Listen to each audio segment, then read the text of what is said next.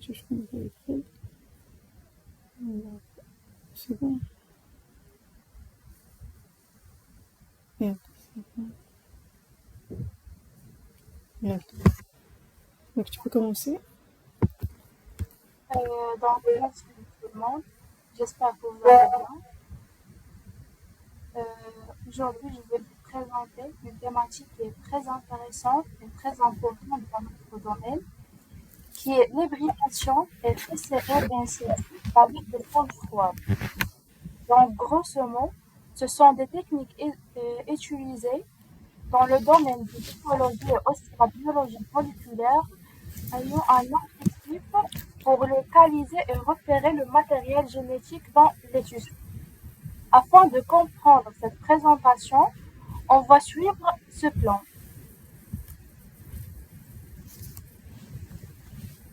Donc, on va commencer par une introduction, puis on va passer à l'hybridation in situ, la PCR, les sondes froides, où on va bien détailler, et finalement, on va conclure.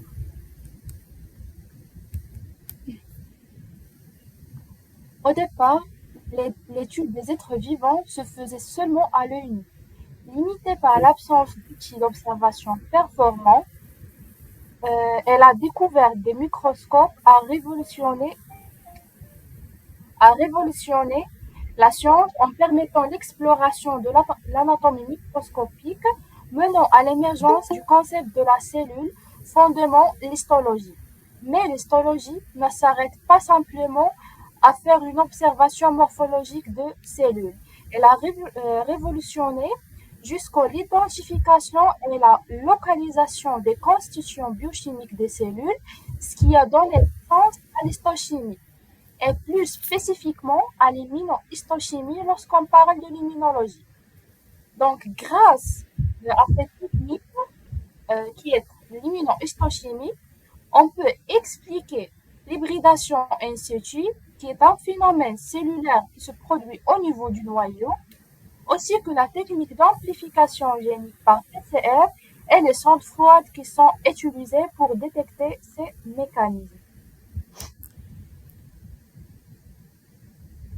Donc, l'hybridation in situ, c'est une technique qui permet de localiser et de repérer des séquences spécifiques d'ADN ou bien d'ARN directement dans une cellule ou bien dans un tissu. Et pour les réaliser, on peut utiliser l'ADN complémentaire, l'ARN, des nucléotides synthétiques comme des sondes. Généralement, on utilise des sondes nucléotidiques complémentaires de la séquence qu'on cherche ou bien de la séquence cible. Alors, cette méthode, elle est puissante et nous permet de repérer des séquences très précises parmi une grande quantité de matériel génétique, ainsi que d'identifier la cellule ou bien la structure qui contient cette séquence.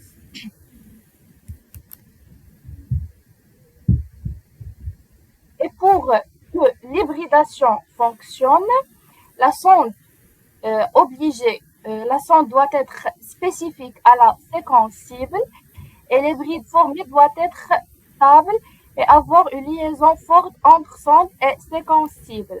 Bref, le principe de l'hybridation est basé sur l'hybridation entre une sonde qu'on choisit ou bien qu'on utilise et une séquence complémentaire. Et pour que cette hybridation soit réussie, la sonde doit être spécifique et la liaison doit être stable. Mais il existe plusieurs facteurs qui influencent la spécificité de cette hybridation. Parmi eux, on cite en premier lieu la température qui doit être optimale pour permettre une hybridation parfaite complètement.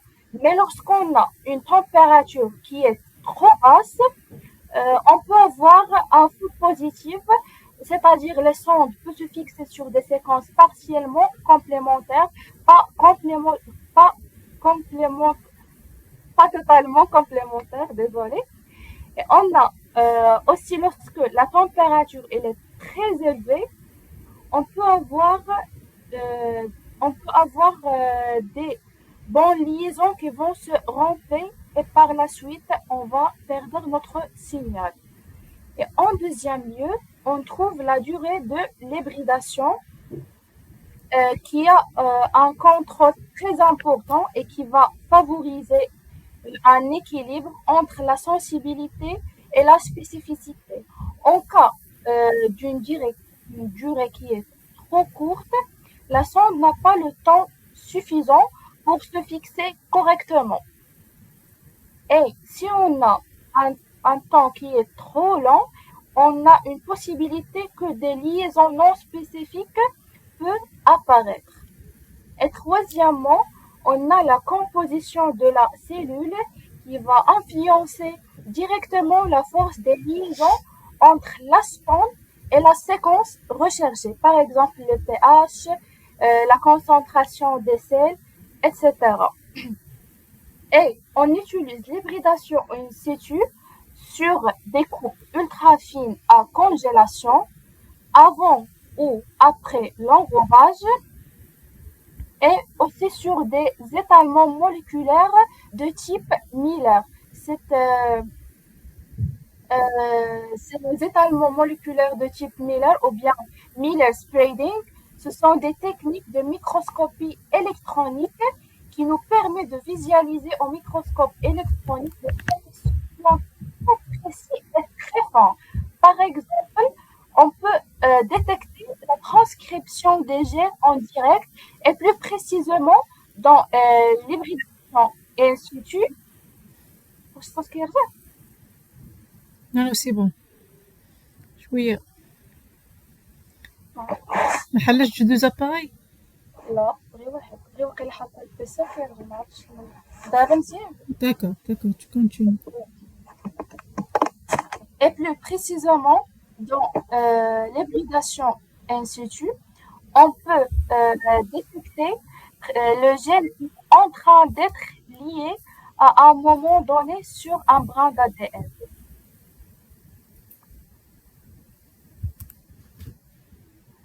Donc, pour les limites de cette technique, donc il existe 4 niveaux. On commence avant l'enrobage.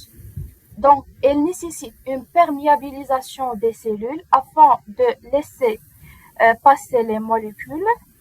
Aussi, altération de la structure intrastructurale qui va poser une perte de précision dans la localisation de la sonde.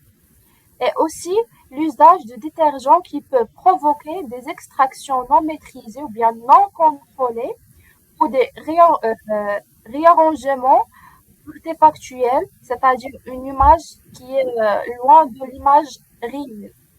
Aussi, on a sur des molécules étalées qui est peu utilisée jusqu'à aujourd'hui car elle est difficile et c'est une technique importante qui complique l'obtention de résultats fiables.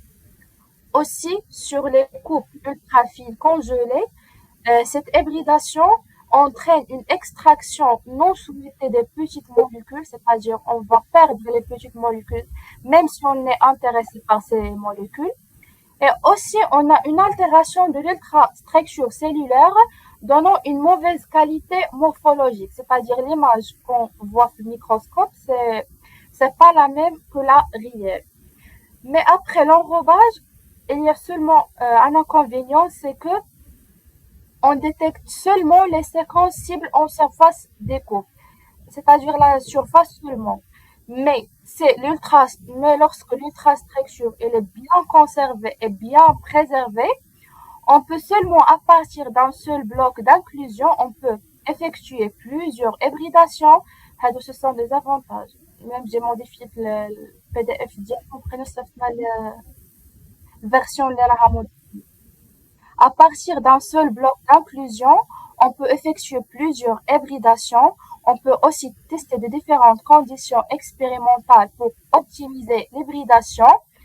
Aussi, localiser précisément les cibles de diverses sondes, réaliser des colorations variées et aussi réaliser des études rétrospectives. Donc, c'est tout ce qui est en relation avec l'hybridation in situ. Maintenant, on va passer à la PCR la réaction de polymérisation en qui est une technique qui amplifie une région spécifique d'ADN pour en obtenir une quantité suffisante pour le détecter et même l'étudier. Elle repose sur plusieurs cycles de réplication de l'ADN matrice et à chaque cycle, les produits obtenus servent de matrice pour le cycle suivant. C'est-à-dire, on a une amplification exponentielle. C'est-à-dire, chaque cycle, il se compte sur le cycle précédent. Et on a trois périodes ou bien trois étapes qui sont très nécessaires dans chaque cycle. On a la dénaturation, l'hybridation et l'élongation. Commençons par la dénaturation. Donc la dénaturation, il se fait dans une température qui est importante, 94 degrés Celsius. Pendant cette étape, on rend l'ADN bicaténaire à double brin, c'est-à-dire elle permet de séparer les deux brins d'ADN cibles, c'est casser les liaisons hydrogènes entre les bases, et finalement on aura deux brins d'ADN qui sont simples. Et deuxièmement, lorsqu'on a les deux brins sont séparés, on passe à l'hybridation. Donc l'hybridation, généralement, il se fait dans une température entre 50 à 60 degrés Celsius, mais pas toujours. Donc cette température, elle dépend de la nature des amorces. Donc les amorces, ils viennent de se fixer ou bien s'hybrider aux séquences complémentaires sur l'ADN simple brun. Et la température choisie, il influence la stabilité et l'hybridation, c'est-à-dire que chaque amorce a une température optimale pour s'y fixer sur les brins matrices. Et finalement, on a les amorces fixées. On passe à la polymérisation ou bien à l'élongation. Cette étape se déroule dans une température qui est 72 degrés Celsius, qui est une température optimale de l'ADN polymérase thermostable. Donc, dans cette étape, on a l'allongement des amorces fixées en synthétisant un brin complémentaire d'ADN. Et les polymérases ajoutent les désoxyribonucléotides triphosphate. Ce sont des nucléotides libres. Ils se constituent de sucre et des bases azotées et de phosphate. À partir de l'extrémité 3' OH de l'amorce hybridée et 5' phosphate de brin matrice. Et cette étape, elle dure environ 1 minute. Et il faut savoir, comme j'ai déjà mentionné, que les températures, que ce soit de la dénaturation ou bien de l'élongation, elles sont fixes et ne changent jamais.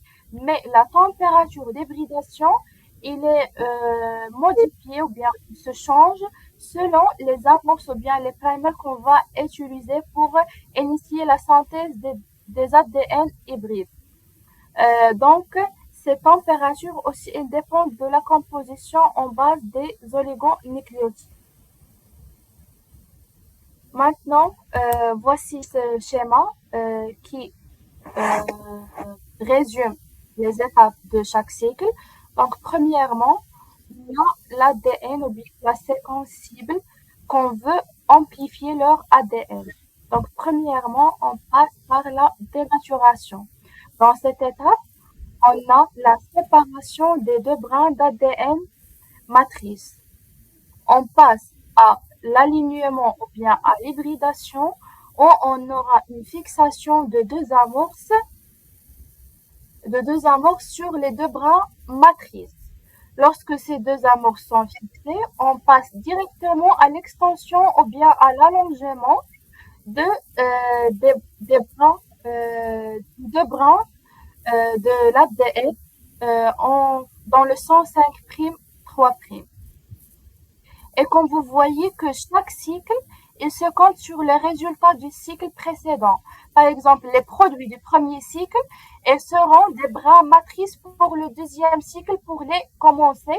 et ainsi de suite jusqu'à avoir la quantité qu'on veut de l'ADN. Et on va voir 2 puissance n copies de l'ADN.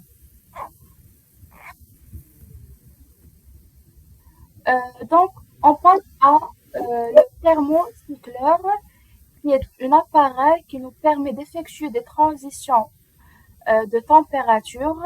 Les microtubes contenant le mélange réactionnel sont placés dans cet appareil programmable et cet appareil permet d'exposer les tubes à des températures choisies pour des durées déterminées par l'expérimentateur. La réaction de PCR est extrêmement rapide et ne dure que quelques heures, 2 à 3 heures pour une PCR de 30 cycles. Donc, ce thermocycleur, il nous permet d'accélérer la réaction de PCR. Donc, on réalise cette réaction au sein de thermocycleur et finalement, on fait l'analyse du produit qu'on aura grâce à ce thermocycleur sur la gel d'agarose.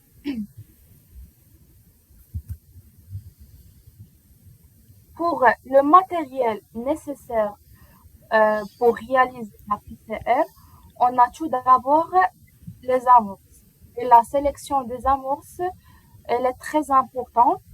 Donc, les amorces doivent ne pas être complémentaires entre elles, surtout en 3 primes, afin d'éviter la formation des dimères d'amorces, c'est-à-dire une complémentarité entre ces 2 amorces. On n'aura pas une fixation, bien un allongement des ADN qu'on veut amplifier. Et aussi, ces amorces, ils ne doivent pas contenir des séquences répétées, des séquences répétées inversées pour éviter les structures secondaires qui vont par la suite bloquer notre hybridation. Aussi, ces amorces, ils doivent s'hybrider à l'ADN matrice dans les mêmes conditions de température, c'est-à-dire que ces 2 amorces, ils doivent avoir la même température ou bien un intervalle qui est proche pour les 2 amorces. Et ils sont synthétisés chimiquement, généralement non phosphorylés à l'extrémité 5', contrairement à l'ADN naturel. C'est-à-dire, l'ADN naturel, on a dans l'extrémité 5' phosphate, mais les amorces qu'on veut utiliser ne doivent pas être phosphorylés à l'extrémité 5'. Aussi, on a besoin de l'ADN matrice. Donc, on prend en considération la qualité et la quantité de cet ADN. Donc, l'ADN de mauvaise qualité ou bien en faible quantité peut mener à une amplification qui est inefficace ou bien qui est nulle. C'est pour cela qu'on doit faire attention l'échantillon qu'on veut amplifier leur ADN ou bien leur matériel génétique, on doit avoir une quantité qui est importante de cet ADN. Et aussi les inhibiteurs, on ne doit pas avoir des inhibiteurs au sein de notre ADN matrice, car ils vont bloquer notre réaction par la suite. Et troisièmement, on a l'ADN polymérase.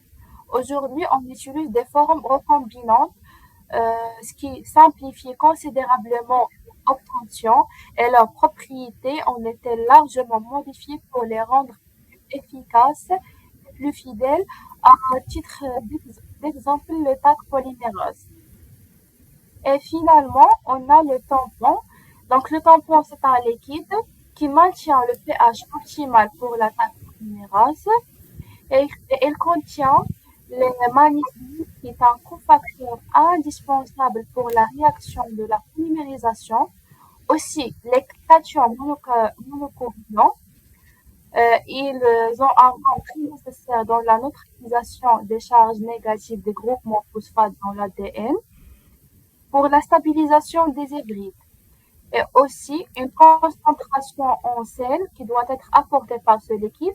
Il doit être compatible avec l'activité enzymatique. Et je vous laisse la parole à Asma Choubi pour terminer la fin de cette présentation. Et merci. Bonsoir. Maintenant, non, madame, pour les conditions expérimentales de la PCR, au début de la PCR, on a une mixée ou une concentration élevée d'amorces, oligonucléotides et de DNTP, nucléotides libres, ce qui est nécessaire pour initier la réaction. Alors, ces éléments doivent être présents en excès par rapport à l'ADN matrice. Plus on a une faible concentration d'ADN matrice, puisqu'initialement la concentration d'ADN matrice est très faible, ce qui est stratégique pour maximiser l'efficacité des amorces dans les premières étapes de la PCR. Parmi les facteurs limitants, on trouve la probabilité de rencontre entre l'ADN matrice et les amorces, car il détermine la vitesse et l'efficacité de l'amplification. Au fur et à mesure des cycles, à chaque cycle de PCR, l'ADN amplifié s'accumule, augmente la viscosité du milieu réactionnel.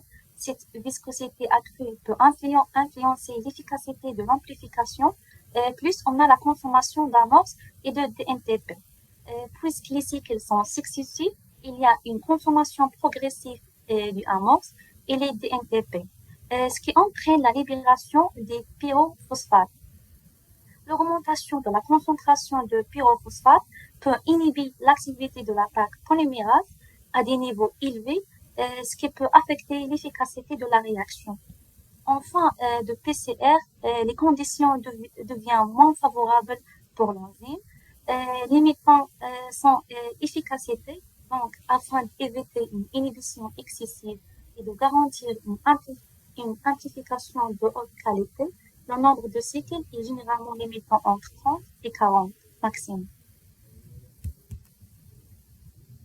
Pour les applications pratiques de la PCR, premièrement, on a en médecine légale, c'est identification de suspects. Deuxièmement, on a test de paternité. Donc, la PCR permet d'analyser l'ADN de plusieurs individus pour déterminer les relations familiales. Il est possible de comparer les séquences génétiques. Troisièmement, détection de micro-organismes. Quatrièmement, on a diagnostic prénatal et pré-implantatoire. Donc, ici, est utilisé pour détecter des anomalies génétiques dans des échantillons de liquide amniotique ou des biopsies de cellules embryonnaires avant l'implantation. Cela aide à identifier des maladies héréditaires ou des syndromes génétiques. Cinquièmement, on a l'analyse de l'expression génique. Bien sûr, la PCR est également peut être utilisée pour analyser les niveaux d'expression des gènes dans divers tissus. Sixièmement, on a détection de mutations génétiques. Et dernièrement, la PCR est pratiquée dans l'agroalimentaire. Il est utilisé pour vérifier la présence d'organismes génétiquement modifiés dans les aliments. Cela est essentiel pour garantir la conformité avec les réglementations de sécurité alimentaire. Donc maintenant, on passe à la reverse transcription PCR. Donc, il se déroule en deux phases essentielles. Première phase, c'est la transcription inverse. Donc, dans cette première étape, l'ARN messager est converti en ADN complémentaire par l'action d'une enzyme appelée transcriptase inverse, comme vous voyez dans schéma. La deuxième phase, c'est la PCR classique sur l'ADN complémentaire. Donc, une fois l'ADN est synthétisé, l'ADN complémentaire est synthétisé, la PCR classique est appliquée pour amplifier ces ADN, tout comme cela se fait avec l'ADN génomique. On passe maintenant à les sondes froides. C'est une sonde nucléotidique est un segment simple brun d'au moins 15 nucléotides, homologue d'une séquence soit l'ARN, soit l'ADN, utilisé pour recherche spécifiquement un fragment d'acide nucléique. La réaction correspond à une hybridation moléculaire stable entre des bases complémentaires. Pour fabriquer ces sondes, on utilise une technique de polymérisation qui implique des précurseurs immédiats appelés désoxyribonucléotides, triphosphates. Certains de ces nucléosides devront être marqués avec des enzymes spécifiques, ce qui facilite leur identification lors des expériences. En ce qui concerne la taille des sondes, ils peuvent varier. Certains peuvent être oligonucléotides de courte séquence de 20 à 30 nucléotides, tandis que d'autres peuvent atteindre plusieurs centaines de nucléotides. Donc, pour permettre leur détection, les sondes sont souvent marquées par un marquage. Soit les sondes marquées par des radioisotopes sont appelés marquages chauds, car ils émettent des radiations et peuvent être visualisés avec des techniques spécifiques. Soit il existe des sondes froides qui ne contiennent pas de marquage radioactif, mais peuvent être détectées par d'autres méthodes. Donc, le principe de ces sondes froides, donc la technique vise à associer la sonde à la molécule ciblée sur coupe pour la visualiser au microscope. Les sondes peuvent être deux types principaux, soit des sondes radioactives, donc ces sondes émettent des radiations qui peuvent être détectées par autoradiographie, ou bien des sondes colorées. Ces sondes sont liées ou associées à des molécules colorées comme la décoxygénine, bien sûr qui permettent une visualisation directe sans radiation. Donc le radical libre du nucléoside est remplacé par des marqueurs, par exemple la décoxygénine ou la biotine. Ces marqueurs sont attachés à une chaîne carbonée de longueur variable selon le fabricant. Ces marqueurs sont ensuite révélés par un système d'amplification immunochimique. Donc, pour les types des sondes, on a 4 types. La première type, c'est l'ADN génomique. Il s'agit de fragments d'ADN extraits de génome complet, sélectionnés à partir d'une banque d'ADN génomique. Deuxièmement, on a l'ADN complémentaire, obtenu par transcription inverse de l'ARN messager, sélectionné à partir d'une banque de complémentaires ADN. Troisièmement, on a oligosondes. Ce sont de courtes sondes synthétiques composées de 20 à 25 paires de bases. Et enfin, on a les ribosondes. Ce sont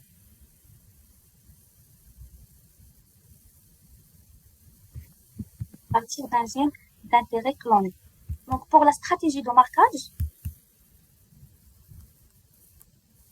on a deux types de marquage, marquage froid et marquage chaud. Pour les marquages chauds, on utilise des isotopes radioactifs et pour les marquages froids, on utilise des molécules fluorescentes ou luminescentes. De plus en plus sont utilisées. Donc, dans ce marquage froid, on a deux types, marquage direct et marquage indirect.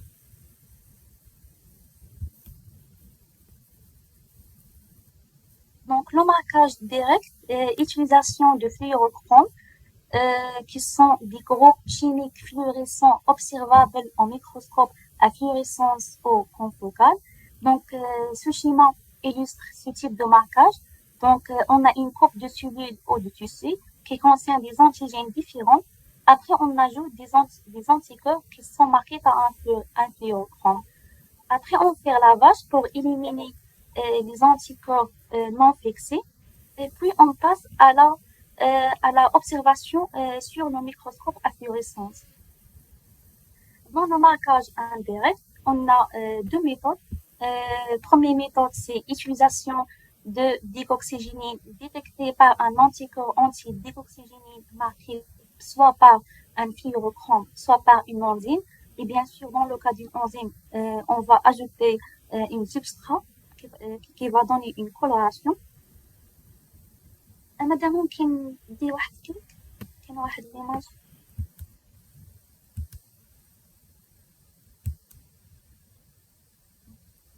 Ce schéma illustre la méthode de marquage indirect d'une sonde ADN avec décoxygénine.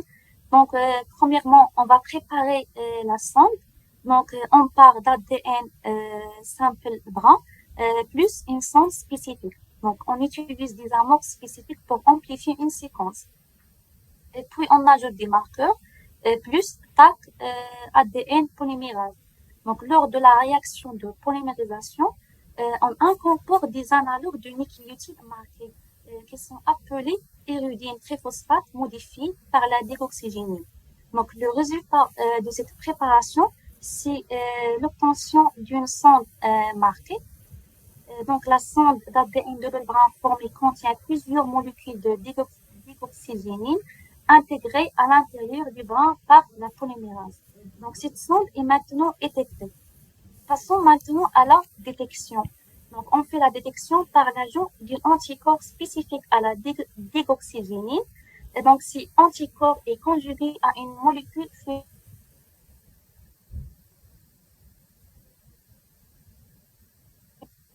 deuxième méthode dans le marquage indirect, c'est l'utilisation du système biotin streptadine. La sonde est marquée indirectement avec la biotine. La biotine a une forte affinité pour l'avidine ou la streptavidine. Ces protéines avidine et streptavidine sont couplées soit à un fluorochrome, soit à une enzyme. Le schéma illustre cet système avidine-biotine. On va commencer par l'ajout d'un anticorps primaire qui va fixer sur l'antigène spécifique. Après, on va ajouter un anticorps secondaire conjugué à la biotine. Après, on va ajouter l'avidine. L'avidine, c'est une protéine qui a une très forte affinité pour la biotine. Il se fixe sur les biotines de l'anticorps secondaire.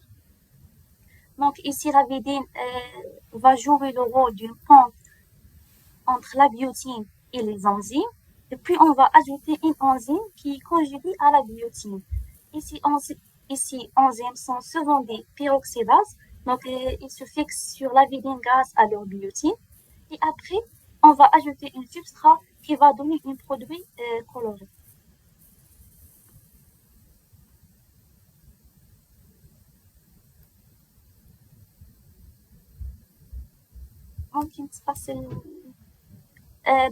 Comment faire la révélation? La révélation, les sondes froides sont révélées par immunohistochimie. La décoxygénine est détectée par des anticorps anti-décoxygénine couplés à une phosphatase alcaline. La biotine est visualisée grâce à un complexe streptavidine phosphatase alcaline. Pour l'hybridation fluorescente, on utilise des anticorps marqués par des molécules fluorescentes. Ou dans le système biotine-avidine, plusieurs couches de molécules modifiées comportant des sites fluorescents sont superposées, permettant d'amplifier le signal fluorescent. Ce schéma L désigne le brin d'ADN matrice dénaturée et H la séquence sonde hybridée. La sonde comporte quelques nucléotides modifiés par la présence d'une molécule de biotine. On ajoute l'avidine et puis un anticorps anti-avidine biotinylé, c'est-à-dire équipé d'un site biotine et d'un site fluorescent. On peut alors poursuivre la construction et procéder à une révélation constituée de plusieurs couches, ou bien nommé sandwich de révélation. On passe maintenant à les avantages des sondes froides. Parmi les avantages de ces sondes, on a spécificité élevée, stabilité très longue, parce qu'on utilise des marquages comme la décoxygénine et la biotine qui sont généralement très stables, ce qui permet aux échantillons de conserver leur signal sur une longue période. Utilisation et détection des hybrides très facile. Et enfin, on a la précision du signal d'hybridation très élevée, ce qui permet une évaluation fiable de la présence et de la quantité de la cible interne. Parmi les inconvénients de ces sondes froides, il est plus sensible Un des principaux inconvénients est la sensibilité modérée, souvent due à la difficulté d'accessibilité de la sonde à sa cible. Cela peut limiter la détection dans les échantillons où la cible est présente en faible quantité. Pour que la détection soit efficace, la séquence de recherche doit être présente en grande quantité dans l'échantillon. Cela peut poser des problèmes dans certains types d'échantillons biologiques. Donc, on passe à la conclusion.